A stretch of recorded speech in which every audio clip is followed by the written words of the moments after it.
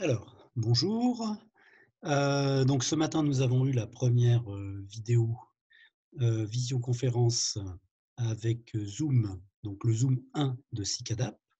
Ce matin, donc c'était, le lundi 13 avril à 10h30. Nous étions donc, Caroline, Emmanuel, Laurent, Françoise, Pascal, Damien, donc en lien d'une façon ou d'une autre avec, cette réunion. Florian donc, qui n'était pas disponible parce qu'il travaille avec son papa, donc on les salue dans leur champ ce matin.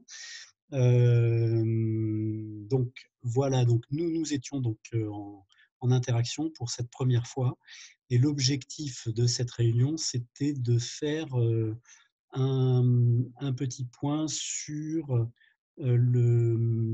l'article qui a été publié donc sur le blog de Cicadap le 4 avril dernier.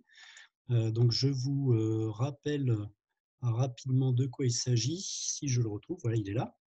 Donc je vous partage cet article, vous voyez, donc qui date du 4 avril dernier, qui est intitulé «Solidarité, groupe d'activité» et qui, évoque un certain nombre, de choses.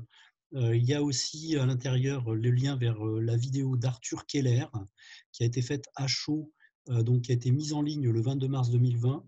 Donc Arthur Keller, une vidéo qui dure 30 minutes, qui fait un point de situation, sur, un tour d'horizon de la situation mondiale, hein, telle que lui l'envisage, et qui peut être pour nous un point de référence.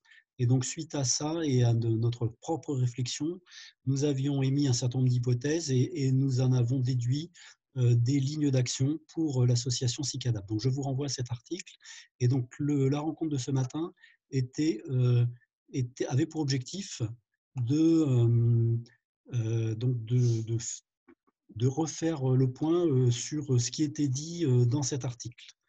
Alors là, je vous propose donc un petit diaporama comme support pour échanger sur le contenu de cet article. Donc, le premier point, sécurisation. Sécurisation de sa santé, puisque nous sommes actuellement dans une urgence sanitaire, donc il faut respecter le confinement, se protéger, protéger ses proches, en particulier les personnes fragiles. Donc ça, c'est le premier point. Ça concerne tout le monde, donc nous, au même titre que les autres. De même, la réflexion autour du déconfinement et de la façon dont il va se gérer donc, nous préoccupe aussi et nous devons nous en suivre au fur et à mesure.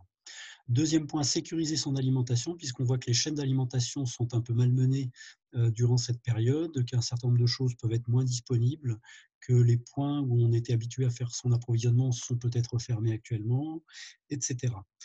Donc, réfléchir à son alimentation, la relocaliser, ça peut être aussi d'ailleurs par rapport à l'activité de Cicadap, ça peut être vertueux sur le plan climatique, puisque dès lors que l'on relocalise des choses, que l'on se préoccupe de produire soi-même une partie de son alimentation, ça a aussi des effets bénéfiques sur le plan du climat. Le troisième point, c'est peut-être d'envisager une situation qui pourrait être en fait celle d'un effondrement qui pourrait être en train de se dérouler sous nos yeux et qui donc conduirait à un problème d'urgence alimentaire dans les mois et années qui viennent. Et c'est ce qu'évoque en particulier Arthur Keller dans sa vidéo, en évoquant donc ce que lui il appelle des canaux de sauvetage. Cette notion de canaux de sauvetage qui avait été aussi proposée par Théo, Théo qui, lors des formations sur l'effondrement qu'il a construites, avait donc défini ce concept de canaux. Je vous y renvoie d'ailleurs, il y a un article du blog de Cicadap qui parle de ça. Je le mettrai en lien sous cette vidéo. Donc là, nous sommes en fait je vous fais un petit résumé parce que ce matin, je n'ai pas pu, activer la fonction, enregistrer puisqu'en fait, c'est la première fois qu'on utilise cet outil de Zoom qui a l'air très intéressant, mais qu'on ne maîtrise pas encore complètement. Donc du coup, voilà, l'enregistrement n'a pas eu lieu et je vous refais un petit résumé là pour servir de support à ceux qui n'ont pas assisté à cette réunion et qui voudraient rejoindre les réunions suivantes. Deuxième point, donc, c'est dans l'article en question, l'article du 4 avril, il est évoqué donc 3 types d'actions possibles pour Cicadab dans les semaines et mois qui viennent. Donc déjà un volet pédagogique, refaire et réactualiser les supports qui nous sont, utiles pour intervenir auprès de tout public, en particulier auprès des publics scolaires. D'ailleurs, ce matin, donc, il a été évoqué l'idée de réfléchir au contenu de son assiette, qui pourrait être donc une entrée intéressante pour faire des propositions nouvelles dans les écoles. Donc Pascal et Françoise vont pouvoir travailler donc à construire un petit volet formation sur ce sujet.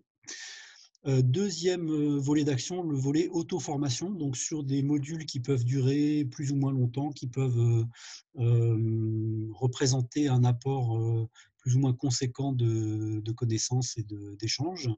Donc on a 3 propositions donc, qui vont être déclinées juste après.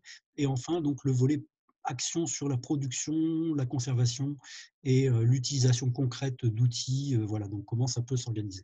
On va rentrer dans ces 2 derniers volets. Donc le volet donc auto-formation, il y a donc, je vous disais, 3 propositions. Proposition d'action de gestion communautaire d'un approvisionnement en ressources essentielles. Donc, ça veut dire donc essayer de faire un point de quelles sont les ressources qui nous sont vraiment essentielles et comment nous pourrions nous organiser pour en disposer de façon le plus continue possible au travers de notre groupe communautaire des adhérents de l'association CICADAP. Voilà, donc ça constitue une des thématiques et vous pourrez, si vous êtes intéressé, rejoindre ce groupe. Deuxième groupe, celui qui s'intéressera, donc qui est relié aussi à la première thématique et aussi à la suivante, mais qui va travailler plus spécifiquement donc sur la connaissance de sa zone de vie. C'est-à-dire que nous, chacun, les uns et les autres, nous habitons à un endroit, un point de vie, et on peut s'intéresser à la zone de vie qui se trouve dans un rayon de 10 km autour de ce point de vie.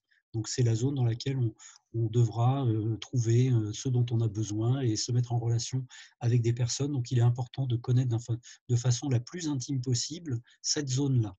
Voilà, donc ça constitue la thématique du deuxième groupe d'auto-formation. Donc il va y avoir des dates qui vont être proposées, je vais y venir juste après. Troisième volet d'auto-formation, c'est celui qui consiste à travailler sur quelles sont les compétences qui sont nécessaires à acquérir pour vivre dans une communauté tendant à l'autonomie.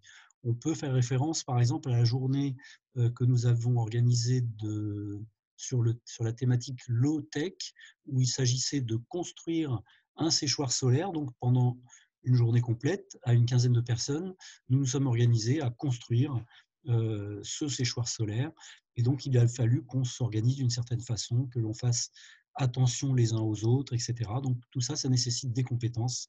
Et donc, ce troisième volet d'auto-formation consiste à s'intéresser à lister ces compétences et à voir comment est-ce qu'on peut concrètement les acquérir. En ce qui concerne les chantiers, donc les actions beaucoup plus concrètes au long cours qui devront être développées, donc bien sûr il y a le volet maraîchage et aussi cueillette, donc ça veut dire essayer de développer un certain nombre de zones de maraîchage qui soient si possible disposées de façon bien répartie sur les espaces où nous vivons, pas simplement en un point mais en une multitude de points. De même, les zones de cueillette, il faut les repérer, il faut les entretenir, il faut voilà, voir quelles sont les denrées dont on dispose au travers de ces différentes zones. Donc ça, c'est le premier chantier. Le deuxième chantier consiste à collecter donc tout ce qui est issu de ces zones de maraîchage et de cueillette, le conserver, donc avec toutes les techniques de conservation disponibles, qu'il faut d'ailleurs multiplier pour diversifier les types d'alimentation, diversifier les risques, diversifier les modes de stockage. Donc, c'est un point à part entière. Et donc, bien sûr, la distribution, la mise à disposition du plus grand nombre de personnes de toutes ces denrées. Le troisième point consiste à utiliser un certain nombre d'outils, de matières, du bois, de la quincaillerie, etc. Et donc, il faut essayer d'avoir aussi ces ressources à disposition et les partager, les utiliser en commun, concevoir des nouveaux outils, etc. Donc ça aussi, c'est un domaine à part entière de travail donc, sur lequel on devra pouvoir aussi s'organiser pour travailler.